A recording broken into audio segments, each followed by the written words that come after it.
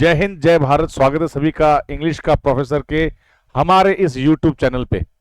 जैसे कि आपको पता है, हमने चला रखी है 3 सीरीजेस, जिसमें पहला है स्पोकन इंग्लिश को लेकर, जो हम आपको रोज अपडेट करते हैं स्पोकन इंग्लिश के नए ट्रिक्स और टिप्स, जिससे कि आप अच्छी इंग्लिश बोल सके। दूसरी सीरीज चल रही है हमारी वोकैब सीरीज, जिसमें हम वोकैबलरी को आसान तरीके से आपको सिखाने का प्रयास कर रहे हैं। आशा है आप सीख रहे होंगे। और तीसरी सीरीज जो आपके पीछे आपको दिख रहा होगा बोर्ड पे, error spotting series. Error spotting series इतना महत्वपूर्ण है क्यों? इसके पीछे कारण एक ही है कि जब हम एरर को सॉल्व करते हैं तो उसमें ग्रामर के नियम होते हैं और वो नियमों को हम पढ़ सकते हैं, जान सकते हैं उस स्पॉटिंग एरर के माध्यम से।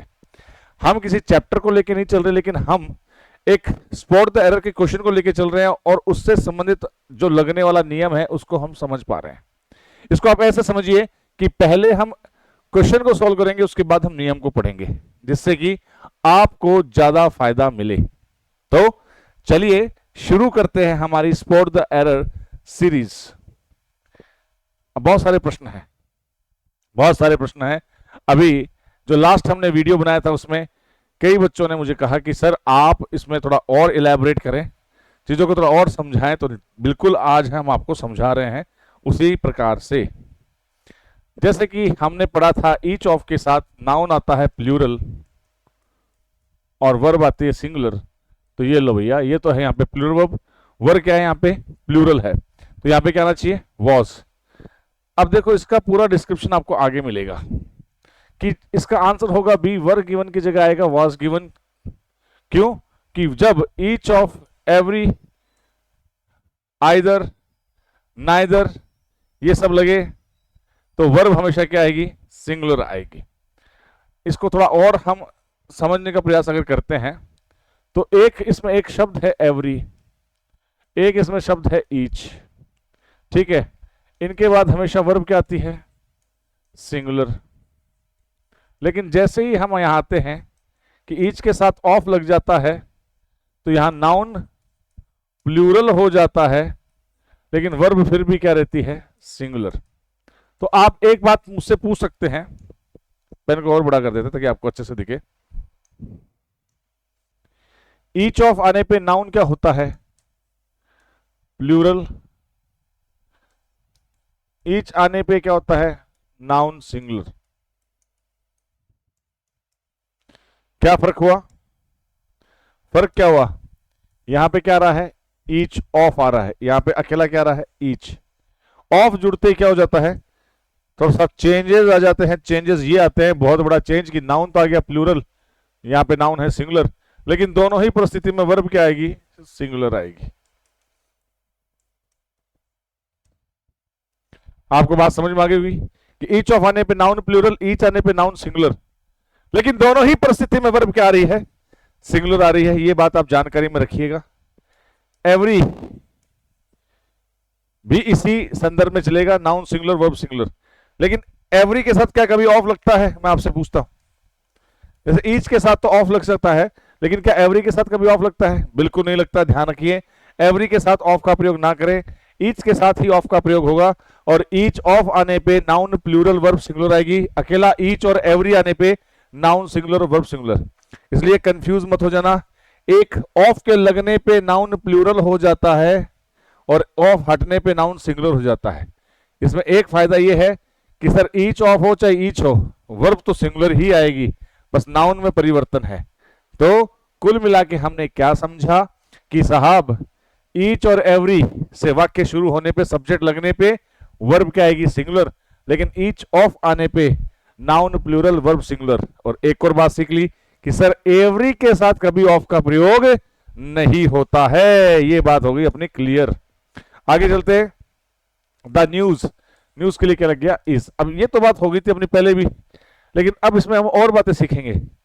वर्ड्स जैसे कि न्यूज, फर्नीचर, इंफॉर्मेशन जो एग्जाम में आए हुए हैं वही है सबसे ज्यादा इसमें लिखे हुए, एडवाइस, लगेज, ये हमेशा क्या होते हैं? सिंगुलर होते हैं और हमेशा क्या लेते हैं? सिंगुलर वर्ब लेते हैं।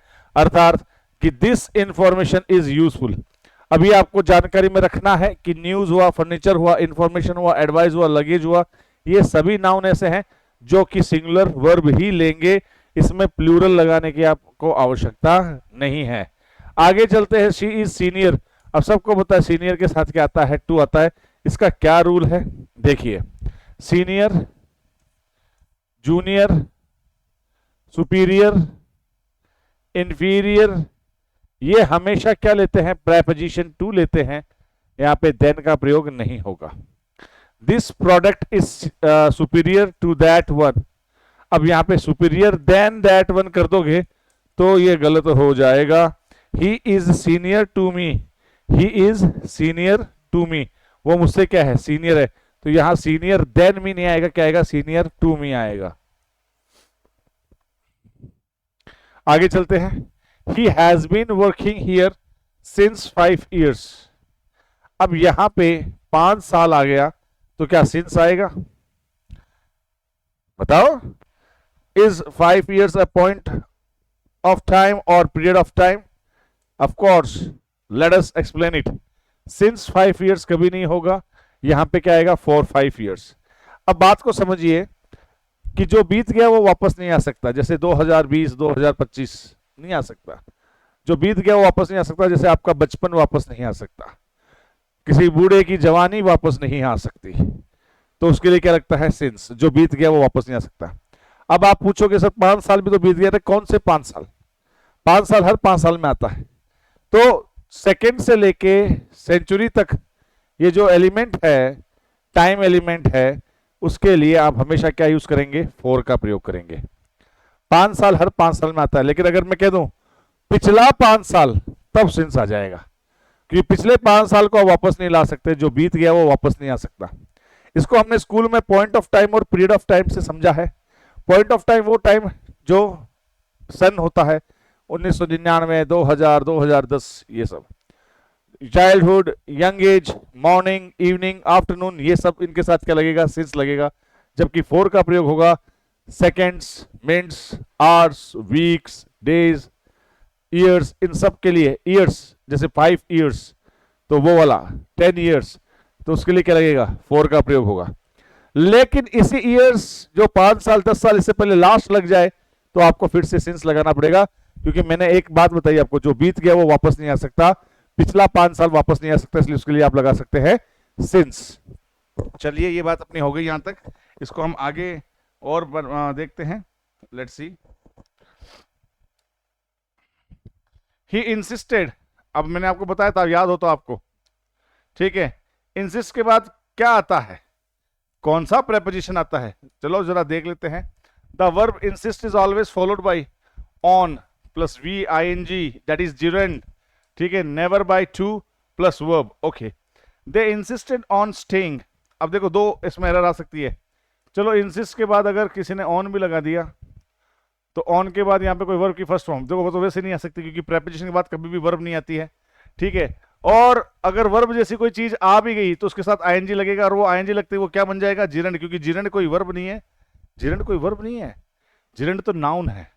जिरेंड क्या है, नाउन है, समझ गए। तो जिरेंड क्या होता है, जिरेंड क्या होता है, जो दिखता वर्ब जैसा है, जिसमें लगती आईएनजी है, लेकिन वो होता क्या है, नाउन होता है, उसे ही हम जिरेंड कहते हैं। यहां पे देखिए, तो बातें समझ गए आप कि इंसिस्ट के साथ क्या लगेगा, ऑन, और ऑन के बाद लगेगा gerund. They insisted on staying there. अब देखते हैं इसमें प्रश्न में क्या था, he insisted to go alone, नहीं भैया, ऑन गोइंग देयर, समझ गए। तो यहां पे हमने क्या किया, सही, ऑन गोइंग किया। आ रही है आपको बात समझ में, आगे चलते हैं। क्विक रिवीजन हमने क्या देखा, each of, every, news, furniture, senior junior के साथ क्या लगना है, सिंस, और 4 का प्रयोग क्या है, इंसिस्ट के साथ क्या है। आज के लिए इतना काफी है, और आगे पढ़ते चलेंगे, आगे बढ़ते चलेंगे। जय हिंद, जय भारत।